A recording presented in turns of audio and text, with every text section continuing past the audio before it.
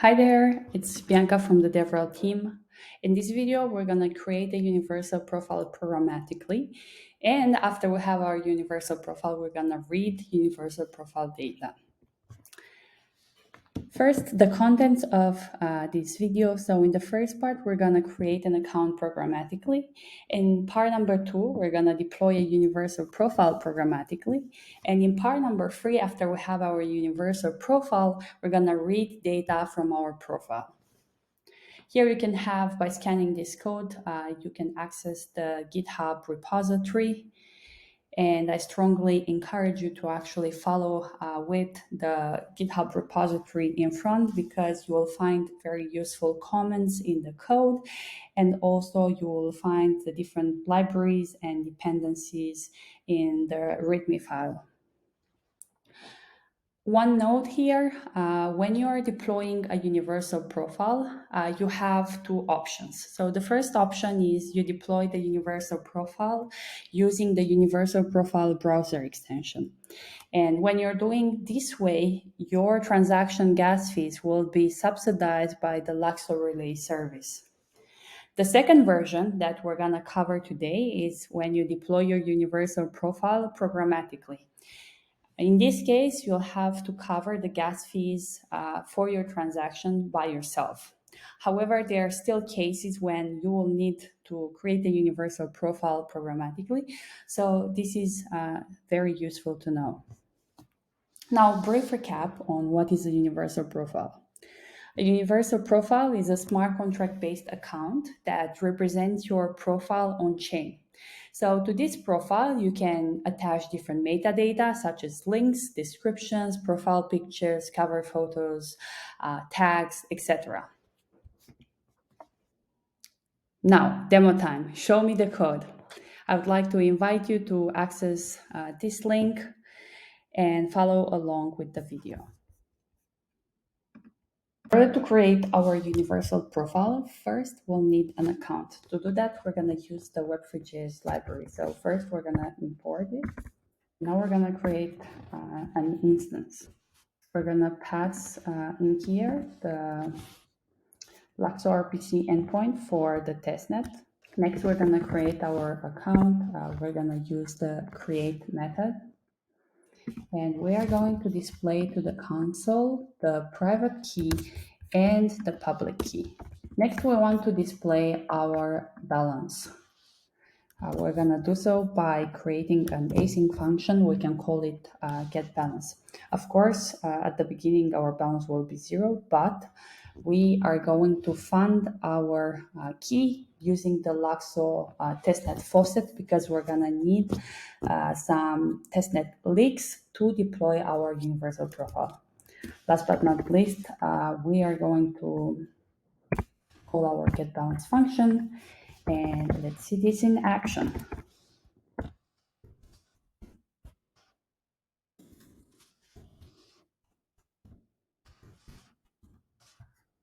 As you can see here, it has generated our private key, our public key, and we have our balance of 0.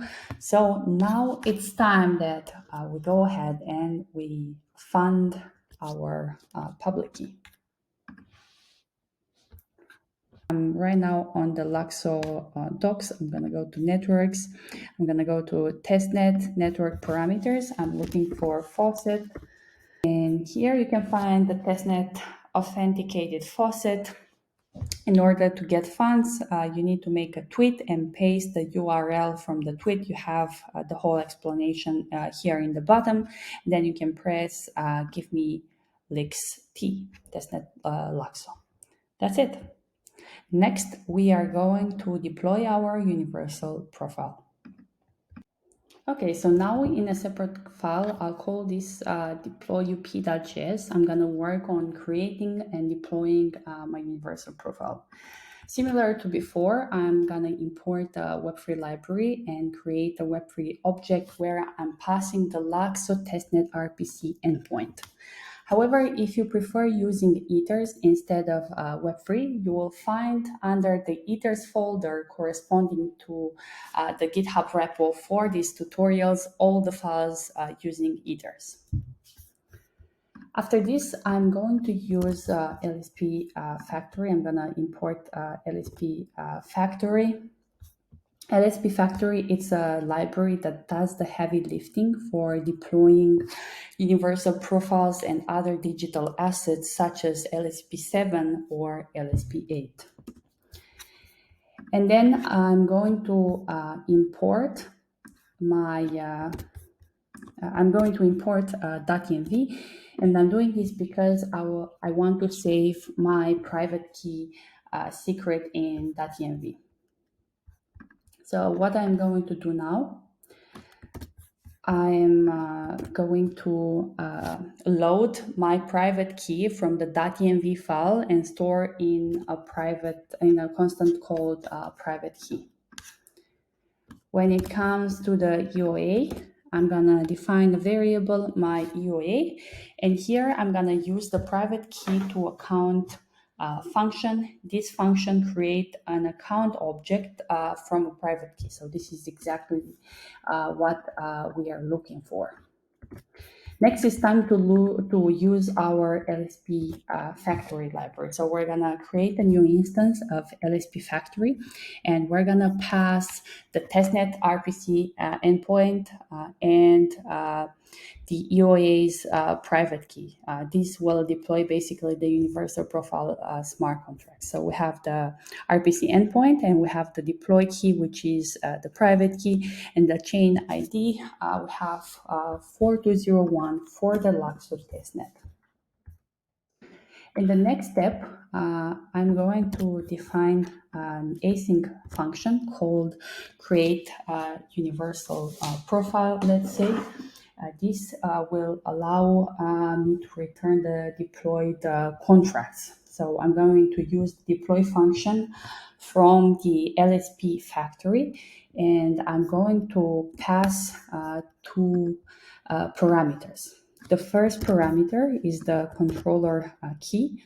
This is essentially the EOA that will be controlling the universal profile. And the second parameter is the LSP free profile. So the LSP free profile, it contains the profile metadata, and basically it allows to define specific data key to define properties for the universal profile. So you can see here that I have a name, I have a description, I have tags, I have links, but you can add other data keys. For example, there can be one for a profile image. Now that we have this covered, what I'm gonna do is I want to store the address of the universal profile in a variable called my UP address, and then I will output this to the console. So now all I have to do is to return the deployed contracts, and then of course to call the create universal profile function. And this should be it. Now all I have to do is to run our file.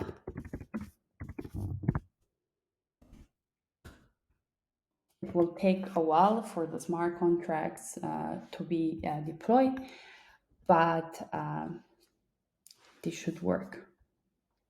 And here we have the address of my universal profile. Okay, so now for the last part, we want to read profile data from our freshly created universal profile. To do that, I created a new file. You can find it under the name of readprofiledata.js. Similarly to before, we're gonna import Web3 in order to connect to an RPC endpoint. We're also gonna import this time ERC725. This allows us to easily interact with ERC725 schemas. And also we're gonna import our LSP free profile schema. Now, in order to read our profile data, we're gonna use the fetch profile function. So as you can see here, we are attempting to create a new ERC725 object. And to do that, we need to pass in 4 parameters. LSP free profile schema, the address, which is the universal profile address, the provider, and we need also a config, which is the IPFS gateway. So we attempt to create a new ERC725 object, and we attempt to fetch data from this object once we created the object. And if we get an error, most likely means that this is not an ERC725 contract. We're gonna display this error message. So now all we need to do is to basically define these such that we have them as parameters. So first we're gonna have our sample profile data. This is the universal profile address that we have from earlier, the RPC endpoint. We are gonna pass the Luxto RPC endpoint and the IPFS gateway that we're gonna use. And then we also need to define the parameters for the ERC725 instance, and these are the provider and the config. Finally, we want to call the fetch data fetch profile function. So by doing that, we want to display to the console the profile data as a JSON. So now we're gonna do that. We're gonna save our file and run read profile data. And here we have our schema that we just defined earlier. Beautiful.